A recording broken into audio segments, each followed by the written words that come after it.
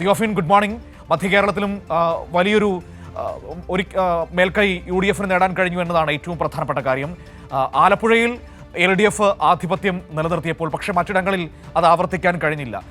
ഒരു വിശദമായ പരിശോധന അതേക്കുറിച്ച് പാർട്ടി നേതൃത്വം ഈ ഘട്ടത്തിൽ തന്നെ ആരംഭിച്ചു കഴിഞ്ഞോ?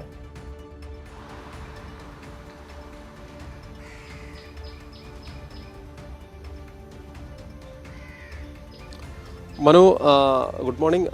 എന്തായാലും വോട്ട് നഷ്ടപ്പെട്ടത് UDF എങ്ങനെ നേട്ടമുണ്ടാക്കാൻ കഴിഞ്ഞു എന്നതിനെക്കുറിച്ച് കാര്യമായി തന്നെ പാർട്ടി ഗൗരവത്തിൽ അന്വേഷിക്കുന്നുണ്ട്. ഇതിനെക്കുറിച്ച് പഠനം നടത്തുന്നുമുണ്ട്. കാരണം കൊച്ചി കോർപ്പറേഷൻ സംബന്ധിച്ച് കൊച്ചി കോർപ്പറേഷനിൽ വലിയ വികസനം ഈ LDF ഭരണസമിതി നടത്തിയതാണ്. എന്നിട്ട് പോലും ഈ വോട്ട് നഷ്ടമുണ്ടായി. UDF എങ്ങനെ നേട്ടമുണ്ടാക്കാൻ കഴിഞ്ഞു എന്നത് കാര്യമായി തന്നെ പരിശോധിക്കുന്നുണ്ട്. പിന്നെ നഗരം എങ്ങനെ ചിന്തിക്കുന്നതെന്ന് സാധാരണ ഗ്രാമപ്രദേശങ്ങളിലെ ജനം ചിന്തിക്കുന്നത് പോലെ നമുക്ക് അറിയാനും കഴിയില്ല. മറ്റൊന്ന്, ഒരു സംശയം ബാക്കിയുള്ളത് ഏതെങ്കിലും രീതിയിലുള്ള ഇവിടെ ഉണ്ടാക്കിയിട്ടുള്ള, അല്ലെങ്കിൽ കൊച്ചിയെ സംബന്ധിച്ച് എറണാകുളം ജില്ലയിൽ തന്നെ UDF ഉണ്ടാക്കിയ വർഗീയ കൂട്ടുകെട്ടുകൾ അത് അവർക്ക് ഏതെങ്കിലും രീതിയിൽ നേട്ടമുണ്ടാക്കിയിട്ടുണ്ടോ? തന്നെയുമല്ല, പ്രചാരണത്തിൽ ഈ ശബരിമല ഉൾപ്പെടെയുള്ള വിഷയങ്ങൾ താഴെത്തട്ടിലേക്ക് എത്തി അത് സർക്കാരിനെതിരായി പ്രചരിപ്പിക്കാനുള്ള വലിയ ശ്രമം UDF ഭാഗത്തു നിന്നുണ്ടായിരുന്നു. അതിൽ അവർ നേട്ടമുണ്ടാക്കിയിട്ടുണ്ടോ എന്ന കാര്യവും പാർട്ടി പരിശോധിക്കുന്നുണ്ട്. എന്തായാലും താഴെത്തട്ടിലേക്ക് തന്നെ എല്ലാ നേതാക്കൾക്കും നിർദ്ദേശം നൽകി എങ്ങനെയാണ് നമുക്ക് ഈ പറഞ്ഞ പോലെ പ്രതീക്ഷിക്കുന്ന സ്ഥലങ്ങളിൽ പോലും വോട്ട് നഷ്ടപ്പെടാനിടയായ സാഹചര്യം എന്താണെന്നുള്ളത് കൃത്യമായി പരിശോധിക്കും. എവിടെയെങ്കിലും നേതാക്കൾ തന്നെ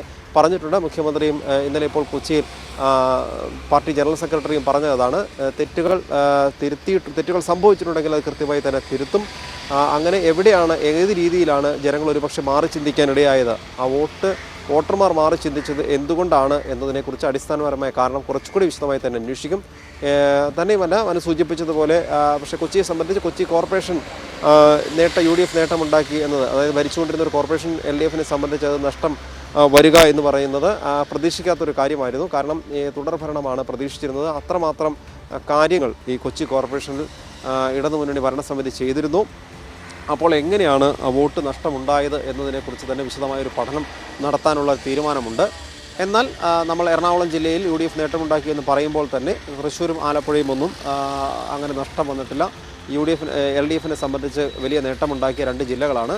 തൃശ്ശൂരിനെ സംബന്ധിച്ച് തൃശ്ശൂരിൽ കോർപ്പറേഷൻ ഭരണം നഷ്ടപ്പെട്ടു എങ്കിൽ കൂടി ബ്ലോക്ക് പഞ്ചായത്തുകളും ജില്ലാ പഞ്ചായത്ത് ഡിവിഷനുകളും ഒക്കെ ഒപ്പം ഗ്രാമപഞ്ചായത്തുകളും ഒക്കെ വലിയ നേട്ടമുണ്ടാക്കാൻ LDF സാധിച്ചു. പല ഭരണമുണ്ടായിരുന്ന പഞ്ചായത്തുകൾ നിലനിർത്തുകയും ചെയ്തു. നഗരസഭകളാണെങ്കിൽ ഒട്ടുമിക്ക നഗരസഭകളും കൊടുങ്ങല്ലൂർ, ചാവക്കാട്, ഗുരുവായൂരൊക്കെ ഉൾപ്പെടെ നഗരസഭകളൊക്കെ നിലനിർത്താൻ തന്നെ LDF സാധിക്കുകയും ചെയ്തു. പക്ഷേ അവിടെ നമ്മൾ ഈ മധ്യകേരളത്തിൽ തന്നെ ഇടുക്കിയെ സംബന്ധിച്ച് ഇടുക്കിയിൽ നേട്ടമുണ്ടാക്കിയത് UDF ആണ് എന്നതുകൂടി നമ്മളിവിടെ സൂചിപ്പിക്കേണ്ടതുണ്ട്. പക്ഷേ അപ്പോൾ തന്നെയും നമ്മളിവിടെ പാർട്ടി കുറച്ച് കാണാത്തൊരു കാര്യമുണ്ട്. ചിലയിടങ്ങളിലെങ്കിലും ഈ വർഗീയ പാർട്ടികൾ നേട്ടമുണ്ടാക്കിയിട്ടുണ്ട്. അത് രണ്ട് രീതിയിലാണ്.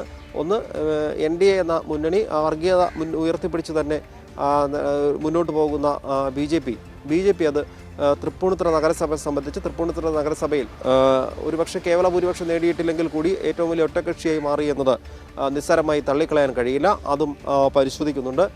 എന്തു തന്നെയാണെങ്കിലും അത്തരത്തിലൊരു വർഗീയ ശക്തികളുടെ വളർച്ച അതിനെ പ്രതിരോധിക്കേണ്ട കാലമായിരിക്കുന്നു, ശക്തമായി തന്നെ പ്രതിരോധിക്കേണ്ട ഒരു സമയമായിരിക്കുന്നു എന്നതാണ് എന്തായാലും ഇടതുമുന്നണി കാണുന്നത്. ആ രീതിയിലുള്ളൊരു പ്രതിരോധം ഉയർത്തിക്കൊണ്ടുവരാൻ വർഗീയ ശക്തികൾ, അത് ന്യൂനപക്ഷ വർഗീയതയാകട്ടെ ഭൂരിപക്ഷ വർഗീയതയാകട്ടെ, അത്തരം വർഗീയതകൾ എന്തായാലും നാടിന് തന്നെ അപകടമായ രീതിയിൽ മാറിക്കൊണ്ടിരിക്കുന്നു. അവർ വോട്ട് എന്ന നിലയിൽ തന്നെ നേട്ടമുണ്ടാക്കുന്ന ഒരു സ്ഥിതിയിലേക്കും കാര്യങ്ങൾ പോകുന്നുണ്ടെങ്കിൽ അത് കൃത്യമായി തന്നെ പരിശോധിക്കേണ്ടതുണ്ട്. എന്തായാലും അങ്ങനെ പരിശോധിക്കാനും വർഗീയതയ്ക്കെതിരെ പോരാട്ടം ശക്തമാക്കാനുള്ള ഒരു തീരുമാനം എന്തായാലും ഉടൻ തുടങ്ങുകയാണ്. ആ രീതിയിലുള്ളൊരു ആലോചനയിലേക്ക് പോയിട്ടുണ്ട് കാര്യങ്ങൾ. അതോടൊപ്പം തന്നെ കൊച്ചിയെ സംബന്ധിച്ച് എറണാകുളം ജില്ലയിൽ പ്രത്യേകിച്ചും ഈ വർഗീയ കൂട്ടുകെട്ടുകൾ ഉണ്ടാക്കിയ ഭൂരിപക്ഷ വർഗീയതയുമായും ന്യൂനപക്ഷ വർഗീയതയുമായും കൂട്ടുകെട്ട് ഉണ്ടാക്കിയിട്ടുണ്ട് UDF എന്ന കാര്യം പരസ്യമായ രഹസ്യമാണ്. അത് ഇടതുമുന്നണി നേരത്തെ തന്നെ ചൂണ്ടിക്കാണിക്കുകയും ചെയ്തിരുന്നു. അത് അവർക്ക് ഏത് രീതിയിൽ നേട്ടമുണ്ടാക്കിയിട്ടുണ്ടെന്ന കാര്യം കൂടി എന്തായാലും പഠനം നടത്തേണ്ടതുണ്ട്. അതിനെക്കുറിച്ച് പരിശോധിക്കുന്നുണ്ട്. തന്നെയുമല്ല, ഇവിടെ എടുത്തു പറയേണ്ട മറ്റൊരു കാര്യം, VD സതീശൻ്റെ വാർഡിൽ, അതായത് VD സതീശനും കുടുംബത്തിനും വോട്ടുള്ള സതീശൻ്റെ പറവൂരിലുള്ള വാർഡിൽ അവിടെ NDA സ്ഥാനാർത്ഥി ജയിച്ചു എന്നുള്ളതാണ്. കോൺഗ്രസ് സ്ഥാനാർത്ഥിയെ അപേക്ഷിച്ച് 19 വോട്ടുകൾ നേടിയാണ് അവിടെ NDA സ്ഥാനാർത്ഥി ജയിച്ചത്. അതൊരു വലിയ തിരിച്ചടിയാണ് UDF സംബന്ധിച്ച്. കാരണം പ്രതിപക്ഷ നേതാവിൻ്റെ വോട്ടുള്ള വാർഡിൽ NDAക്ക് വിജയം നേടി എന്ന് പറഞ്ഞാൽ അത് നിസ്സാരമായി തള്ളിക്കളയാൻ കഴിയില്ല. എന്ത് തന്നെയാണെങ്കിലും അത് നീക്കുപോക്കുകളും കൂട്ടുകെട്ടുകളും ഉണ്ടാക്കിയതിൻ്റെ ഫലമായി ഉണ്ടായ മാറ്റമാണോ എന്നുകൂടി സംശയിക്കേണ്ടിയിരിക്കുന്നു. എന്ത് തന്നെയാണെങ്കിലും അത് UDFന് അത്ര ഗുണകരമല്ല. അത്തരം കൂട്ടുകെട്ടുകൾ താൽക്കാലികമായി വോട്ട് നേട്ടം ഉണ്ടാക്കിയെങ്കിൽ കൂടി അത് വരും കാലങ്ങളിൽ അത് വലിയ രീതിയിൽ അത് UDFനും ദോഷം ചെയ്യും. എന്തായാലും അത്തരം വർഗീയ സംഘടനകൾക്കെതിരെ, വർഗീയ പാർട്ടികൾക്കെതിരെ പോരാട്ടം ശക്തമാക്കാൻ എന്തായാലും ഇടതുമുന്നണി ഒരുങ്ങിക്കഴിഞ്ഞു. മറ്റു ഇടങ്ങളിൽ, അതായത് മറ്റ് ജില്ലകളിലും ചിലയിടങ്ങളിലെങ്കിലും ഈ വർഗീയ സംഘടനകൾ നേട്ടമുണ്ടാക്കിയിട്ടുണ്ട്.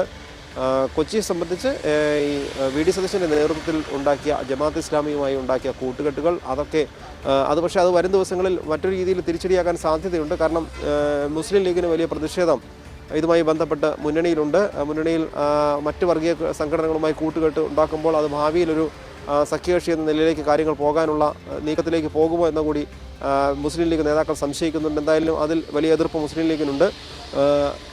ഇതുകൂടാതെ തന്നെ മറ്റൊന്ന്, ജില്ലയെ സംബന്ധിച്ച് ജില്ലയിൽ 2020 കഴിഞ്ഞ തവണ തദ്ദേശ തെരഞ്ഞെടുപ്പിൽ ഉണ്ടാക്കിയ നേട്ടങ്ങളൊക്കെ ഇത്തവണ തിരിച്ചടിയായിട്ടുണ്ട്. 4 ഗ്രാമപഞ്ചായത്തുകൾ, 2 പഞ്ചായത്തുകൾ നഷ്ടപ്പെട്ടു. ബ്ലോക്ക് പഞ്ചായത്ത് ഡിവിഷനുകൾ നഷ്ടപ്പെട്ടിട്ടുണ്ട്. 2 ജില്ലാ പഞ്ചായത്ത് ഡിവിഷൻ ഉണ്ടായിരുന്നു, അതും നഷ്ടപ്പെട്ടിട്ടുണ്ട്. എന്താണെങ്കിലും 2020യുടെ കമ്പനി ഭരണം, കാരണം നമുക്കറിയാം അതൊരു രാഷ്ട്രീയ പാർട്ടി എന്ന നിലയിൽ വന്നെങ്കിൽ പോലും അവരൊരു കോർപ്പറേറ്റ് രീതിയിലായിരുന്നു, ഒരു കോർപ്പറേറ്റ് കമ്പനിയാണ്. ആ കമ്പനി അതേ രീതിയിൽ തന്നെയാണത് പഞ്ചായത്ത് ഭരണം ഉൾപ്പെടെ കാഴ്ചവെക്കുകയും ചെയ്തത്. അതെന്തായാലും ജനത്തിന് തിരിച്ചറിയാൻ കഴിഞ്ഞിട്ടുണ്ട്. അത് വോട്ടിൽ അത് പ്രതിഫലിച്ചിട്ടുണ്ട്. ഇതുകൂടാതെ തന്നെ മറ്റൊരു പ്രതിസന്ധി, കൊച്ചി കോർപ്പറേഷൻ സംബന്ധിച്ച് UDF ഭരണത്തിലേക്ക് പോകുന്നു. പക്ഷേ മേയർ ആരാണ് എന്ന് തീരുമാനിക്കേണ്ട ഒരു പ്രതിസന്ധി ഇപ്പോൾ ഉണ്ട്. കാരണം നേരത്തെ UDF മേയർ സ്ഥാനാർത്ഥികളായി ഉയർത്തിക്കാണിച്ചിരുന്ന 3 പേർ, അത് ദീപ്തി മേരി വർഗീസാണ് പ്രധാന ഒരു മേയർ സ്ഥാനാർത്ഥിയെങ്കിൽ കൂടിയും ഷൈനി മാത്യു, മിനിമോൾ, ഈ 2 പേർ കൂടി അവരും വിജയിച്ചിട്ടുണ്ട്. അപ്പോൾ ഇത് ആർക്ക് മേയർ സ്ഥാനം നൽകുമെന്നൊരു പ്രശ്നമാണ്. പക്ഷേ KPCC ജനറൽ സെക്രട്ടറി ആയതുകൊണ്ട് ഒരു കൂടുതൽ സാധ്യത ദീപ്തി മേരി വർഗീസിനാണ്. ഒപ്പം ഷൈനി മാത്യു നേരത്തെ തന്നെ ഒരു മേയർ സ്ഥാനാർത്ഥിയാകാൻ പലതവണ ശ്രമം നടത്തിയ ആൾ കൂടിയാണ്. മിനിമോളെയും അതുപോലെ ഒരു മേയർ സ്ഥാനത്തേക്ക് കോൺഗ്രസ് കാണുന്ന ഒരാൾ കൂടിയാണ്. അപ്പോൾ ഈ 3 പേർ ഇതിൽ ആരെ മേയറാകും? ഒരു പക്ഷേ അത് ഒരാളെ ഏതെങ്കിലും രീതിയിൽ സമവായത്തിലൂടെ താൽക്കാലികമായി നിർത്തിക്കൊണ്ട് മറ്റ് 2 പേരെ ഒരു പക്ഷേ 2 സമയങ്ങളിലായി ഒരു സ്ഥാനം നൽകാനുള്ള ശ്രമം നടക്കുമോ എന്നതും കൂടി അറിയില്ല. എന്തായാലും പല രീതിയിൽ അത് ഒത്തുതീർപ്പാക്കാനുള്ള ശ്രമം ഇപ്പോൾ തന്നെ ആരംഭിച്ചിട്ടുണ്ട്. എന്തായാലും 3 പേരും മേയർ സ്ഥാനാർത്ഥികളായി വന്ന 3 പേരും വിജയിച്ചതിനാൽ ആരെ മേയറാക്കുമെന്നൊരു പ്രശ്നം UDFൽ ഇപ്പോൾ നിലനിൽക്കുന്നുണ്ട്. പക്ഷേ കൂടുതൽ സാധ്യത ദീപ്തി മേരി വർഗീസിന് തന്നെയാണ്. ശരി, ഏതായാലും അത് അവർ വരുന്ന സമയങ്ങളിൽ അവർ ആ കാര്യങ്ങൾ നടത്തട്ടെ. നമുക്കേതായാലും ഇപ്പോൾ അതിന് പറ്റിയൊരു സമയമാണെന്ന് എനിക്ക് തോന്നുന്നില്ല. ഏതായാലും UDFിന്റെ ചർച്ചകളൊക്കെ അവർ ആരംഭിച്ചു കഴിഞ്ഞിട്ടുണ്ട്, നടക്കട്ടെ. കാരണം 4 കോർപ്പറേഷൻ അവർക്കുണ്ട്, അവർ അതിലേക്ക് കാര്യങ്ങൾ കടന്നിരിക്കുന്നു. Okay, thank you Theophin.